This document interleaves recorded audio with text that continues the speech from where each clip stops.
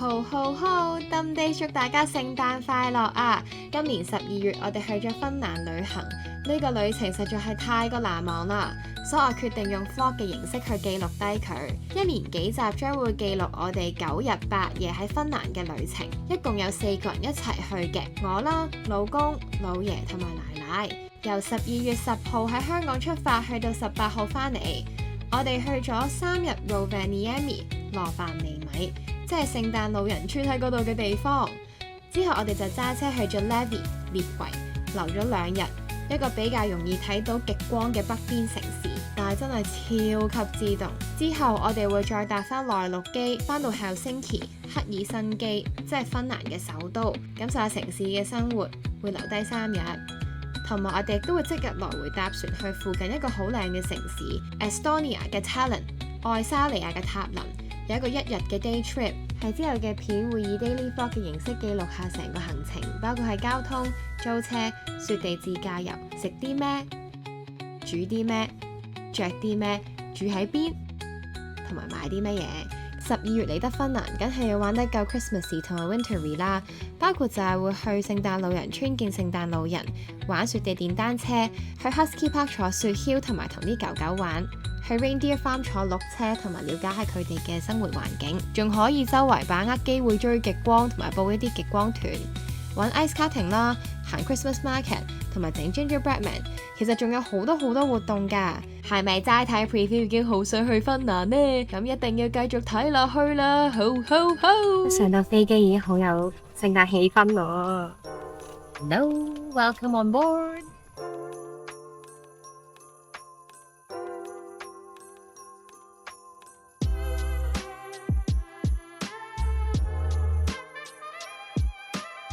芬蘭國民品牌 Mary McCool 嘅 product， 我為咗響應，我都特登帶咗屋企嘅呢個 Mary McCool 袋袋過嚟。要快啲轉機啦，得1個鐘啫。趕到啊！我哋耶！我哋唔係最後，我哋後邊仲有幾 group 人。大家大點啊？Edgy 啫。已經差唔多飲咗成有驚無險啊！我哋機場攞完行李一出嚟之後咧，就已經有成排租車公司啦。我哋今次揀嘅租車公司係 Europcar， 我哋最後租嘅車咧有雪胎啦，係4輪驅動，有個好大嘅車尾箱，有得聯 pat 同埋都有 CarPlay 嘅。芬蘭嘅法例已經規定咗所有車一定要安裝雪胎，而唔可以安裝雪鏈啦。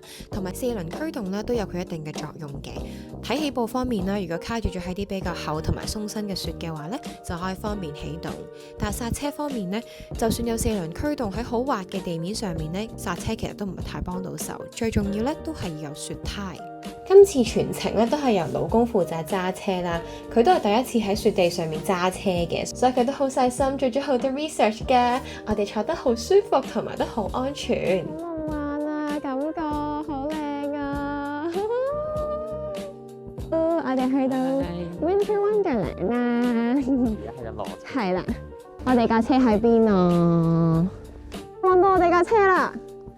一攞到架車，我哋最緊張嘅就係個車尾箱啊，因為我哋都擔心會塞唔晒落去啦。我哋本身已經帶少咗好多嘢，同埋嘗試用唔同 size 嘅篋啦，同埋細嘅旅行袋，希望可以捐窿捐罅咁塞晒入去，而我哋亦都坐得舒服嘅。跟住呢，我哋就要揾下個插頭呢，就撥走啲會阻礙視線嘅雪啦。不過呢，就唔好似兩個傻仔咁用個插頭撥車頭玻璃，因為呢個世界上面係有水撥㗎。咦，側鏡都要整一整係咪啊？睇唔係咯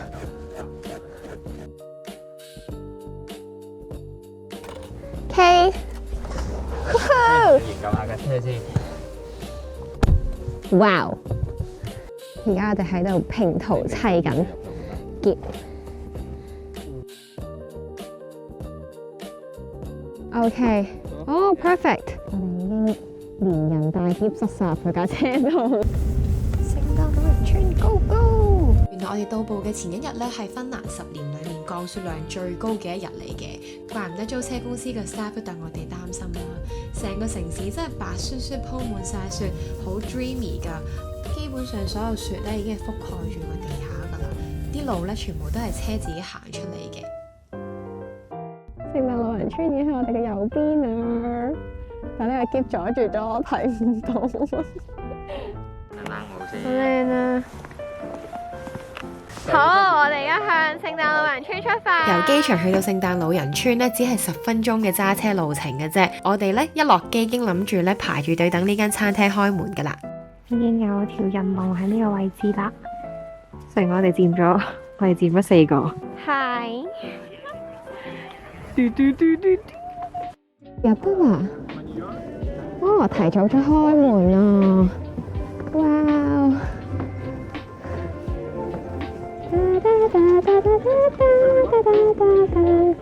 咁我哋一行到入去咧，其實一眼睇晒嘅，我諗大概30至40個位左右，我哋就 T 字台咁樣圍住個火爐坐嘅。開心啦！我哋提早咗入嚟呢間餐廳咯，就本來係11點鐘先至開，不過咧10點9之前咁咗我哋入咗嚟啦。佢個座位咧個擺位有啲好笑嘅，就係我哋4個人啦，就坐緊，然有2個人係咁樣嘅喎。咁然後個火爐咧就喺呢個男人後面啊。The cheese, yes. Nano, what's the cake today? It's red velvet cake. Red. 哇！喺 plan trip 嘅時候，芬蘭唯一一間一面倒好評如潮嘅餐廳咧，應該就係聖誕老人村呢一間 Santa Salmon Place 嘅。咁佢喺聖誕老人村比較邊皮嘅位置嘅，其實喺中心裏面咧都開咗一間第2分店咁樣，兩間鋪頭咧都係冇得預約啦，所以由未開門之前咧，其實通常都已經擠咗條人龍喺度嘅。我哋本身咧已經有心理準備要喺寒冬之下排30分鐘㗎啦，但晚晚都估唔到佢竟然早咗放我哋入去咯。食緊呢一個 Finnish cheese with cloudberry。佢開始係有少少越嚟越瓊嘅感覺咯，佢，但係瓊咗之後就再煙韌啲，我覺得。勁好肉好大條嘅三文魚。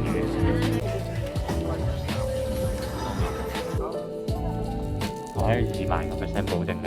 真係㗎，20000%。好食啊！一吉支叉落去係 flaky 嘅，啲三文魚又爆晒出嚟，個皮係脆嘅，仲要一啲都唔腥。雖然我知道成日誇大，每食完一樣新嘅都話佢係世界上最好食，但我覺得佢真係世界上最好食嘅三文魚啊！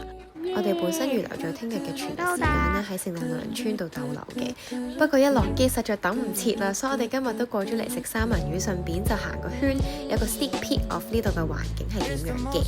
咁其實成個聖誕老人村咧個面積咧都幾大嘅，亦都分佈咗喺唔同嘅 corner 啦，每一個 corner 咧都會有唔同嘅 activities 嘅。喺聖誕老人村裡面嘅活動雖然集中啦，但係個規模就相對比較細啲啦，人又比較多啲啦，同埋費用都比較貴啲咁樣。咁所以咧，我哋好多其他嘅活動咧，都唔係喺聖誕老人村裏面做啦，而係額外出面 book 其他 tour 嘅。你快啲睇下，我哋開咗個 live cam 嚟睇自己。嗰度咯，啲人好似好多都喺度，有冇見到？見到咩？我跳啊！4度啊嘛。未啊，佢 delay 㗎。哦。揮咗手先啦，陣間會出嚟㗎啦。喺度咯。哦，係喎。喺邊度啊？啊！影到啊！哇！但係我淨係影到自己都唔知係誇咗啲乜嘢。好嘢！影到啊！影到啊！嗱，影到啊！影翻個棟嘢先。Arctic Circle。好嘢！你入咗北極圈，其實我哋會唔會喺個北極圈出咗一北極圈咧？其實可能係啊。我要。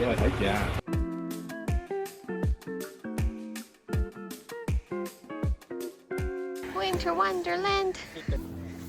我哋而家準備去揸卡丁車，而家去攞緊啲 equipment， 唔知有啲咩要拎。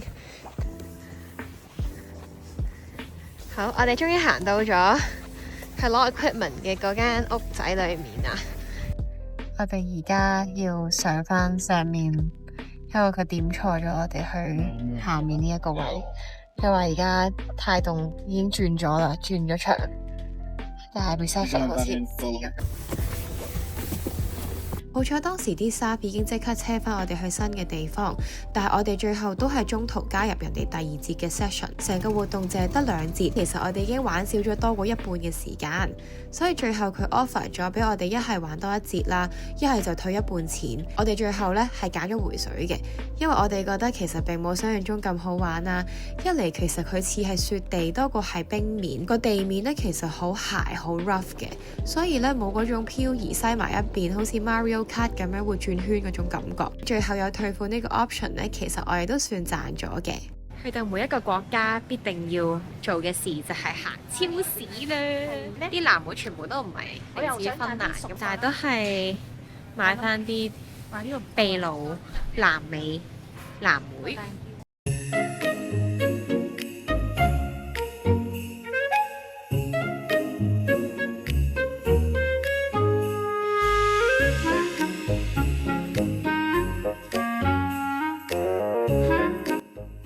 你嘅領隊喺度睇緊嘢啊！哇！叻仔，好靚啊！係啊！哇！聖誕樹